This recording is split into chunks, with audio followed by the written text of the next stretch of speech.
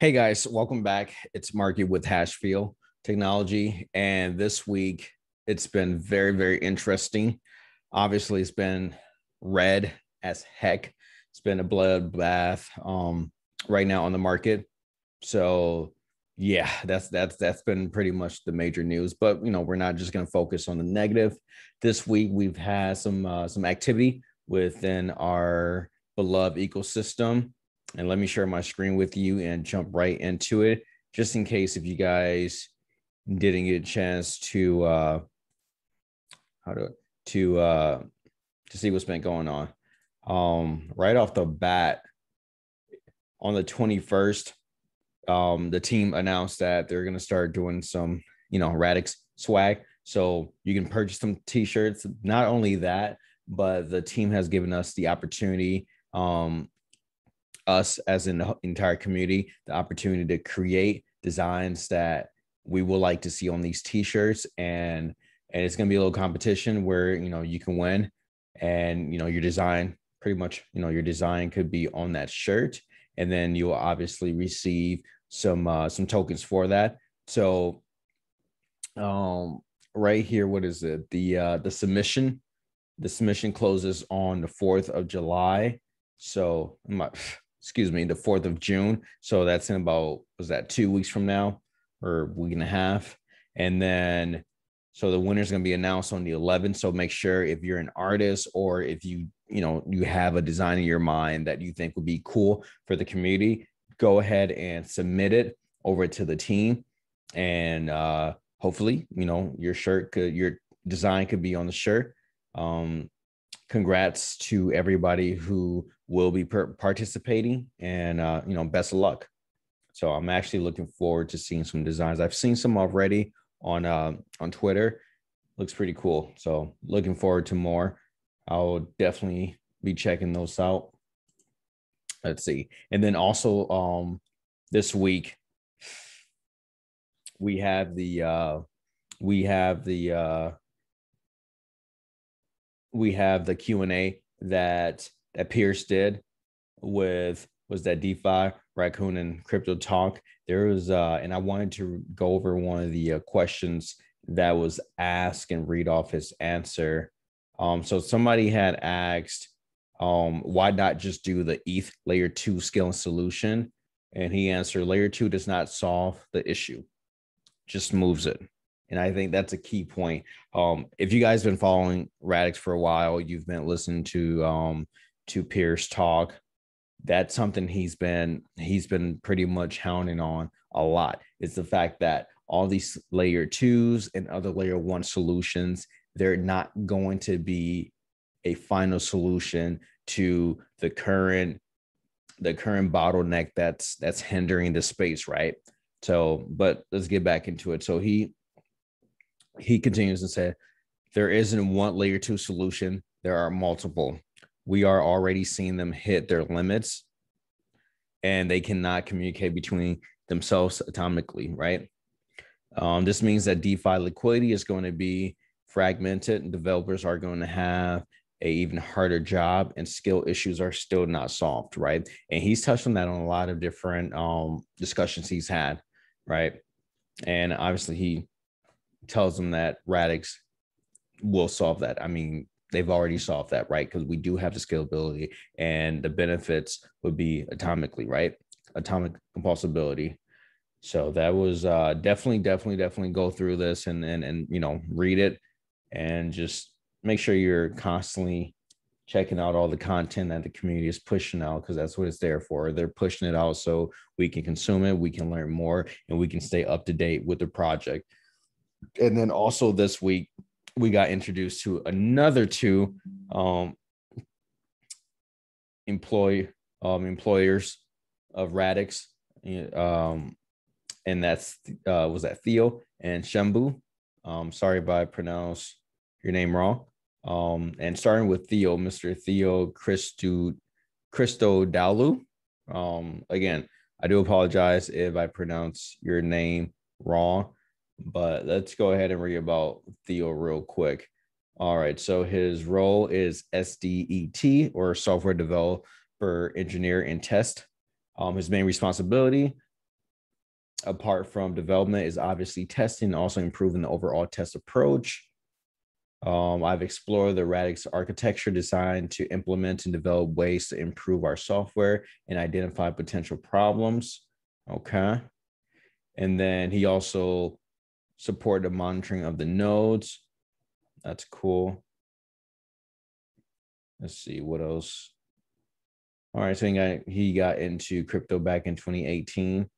Nice. All right. Well, Mr. Theo, we do appreciate your hard work, and we just hope that you continue hard work. We know you will. And yeah, welcome to the team. Congrats. And then we have Mr. Shambhu Pajar. He's DevOps. He's highly motivated, a professional, more than a decade of experience in all phases of IT development. He started his career with performance engineering, tuning, testing, throughput systems, ranging from payment gateways to large straight through process trading system. All right. Okay, so he has a wide range of different program languages. All right, so he started here.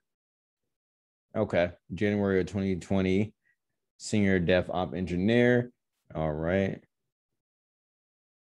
And so, okay, so he's on the team of and delivering this mainnet and we are so excited. We are so excited for this mainnet that's coming. Shoot, it's about to be here. End of June. It's gonna be here in no time. What's that? We got I think from today, 5 weeks. That is crazy.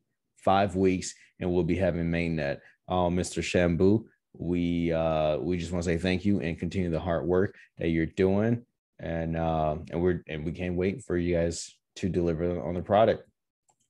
All right, and then also this week we had a great new DeFi download episode with Jeremy Epstein, and then we play a few clip. I think he's the marketing advisor with Radix. Let me play this clip real quick here. Give you guys, I hope I get this right. See if I can play the audio for you guys to hear. Should have fixed this before I got on here. No, that's not what I'm looking for. Let's see. See if I can. There we go. Share sound. All right, let's go ahead and play this real quick. I know I've heard this, but still, I want to hear it as well. And how, like, over the course of the, I mean, you can say that Bitcoin was sort of a community project, right? Like it was the only reason that it became valuable was because people wanted it to be so. And they liked the idea of Bitcoin being something that could fundamentally come about. And it was only through that collective belief that it did once the technology was in place. How are you seeing the sophistication of how to think about building communities changing over the years since sort of like the early days of Bitcoin? Yeah, well, I think there's one thing we have to point out from the early days of Bitcoin that Satoshi absolutely nailed, which is he wrote a manifesto. Right. That's what the Bitcoin white paper is. Like a community, in order for a community to be effective, in order to, what I like to say is pour gasoline on the fire of interest and the fire of passion, again, they need something to believe in. They need a cause to rally around. So obviously Satoshi nailed that, and with the Genesis block and front page of Financial Times and all that kind of stuff and everything that went from there. And so I think having a community is only part of it, but giving that community something to believe in a sense of purpose, and a sense of mission, and an identity. That really becomes part of who they are. I think those are the key parts. So yes, you need great technology, and yes, you need phenomenal governance, and that's going to be a key differentiator. But I think that idea that you belong to a tribe. I mean, look around sort of the decentralized space now. You have like the synthetic Spartans and the Ocean Navy and the Radix Radvocates, and you have people like that who are really starting to internalize this. I always like to say that a brand or a decentralized protocol is successful when people willingly tattoo the logo on their bodies. Like that's a good indication of that level of passion. So I think what we're seeing, or what has happened in the last, I bought my first Bitcoin in 2013, but didn't really get deep into the space until about late 2015, early 2016. But I think what we've seen over the last couple of years is this tremendous growth awareness of the importance of genuine community, passionate evangelical people who will go out and explain the value proposition, because it's decentralized by nature. Sure, there's a core team that can obviously influence the narrative, but this idea of brand has been decentralized, and what we need to do as sort of navigators or captains of the ship, if you will, not in a hierarchical sense, but in a driving sense, is empower these members of the community with sort of the right type of narrative and the right type of words to help them explain the value proposition. Satoshi did that very early on. Vitalik's a Jedi master at that, and I think we've seen increasing sophistication and storytelling to help this community go out and explain why they are unique, different, better, which is really the essence of marketing after all. And what do you see? Thanks, Mr. Jeremy. Actually, For those of you who haven't had a chance to listen to this entire thing, I do encourage go and check out this video. It was a great episode. It was a great episode. Kind of gives you an insight on how the marketing aspect and just having the brand stand out in this decentralized ecosystem that we're trying to develop here, and also hopefully that sparks some people in the community to start, just participate, start to, create content about Radix, right? No matter how much subscribers, followers, whatever you have on any social media, the more we talk about it, the more, people will hear about this great project and will start to, just join into our community and seeing what Radix actually has to offer. But yeah, so I do encourage you to go and listen and find something that you can help participate with, right? So another thing that happened within this week, we got the announcement that you can also now buy Radix on Diversify Exchange. This is it right here. And it looks like it's a DAX. You can just connect your wallet to it, and you can go ahead and just start trading. And also, speaking of the different exchanges you can purchase Radix, right? You can also purchase Radix on Bitfinex, Uniswap, Gate.io, Relaxi, Argent, Zapper. Excuse me. And yeah, so now, as you can see, so right now was at a Sobo plus the other one. So that's what 9 different platforms you can purchase the tokens from. That's awesome. And hopefully between now till mainnet and after mainnet, I'm expecting for this number to increase, and I'm expecting to see some pretty large exchange listing Radix in the near future, which is going to be good for people who are looking to just trade. And even then, that's fine, because once they purchase a token, they're going to, at least I would assume, they'll want to, find out what they're buying. So that'll help bring a lot of people into the community as well. But yeah, that's pretty much it for this week. I know a lot of people have been down because of the market. Let me refresh this. As we can see, the market, I mean, we're seeing 35% in a day, like, right? We're seeing what happened in 2017, 2018, 2019, right?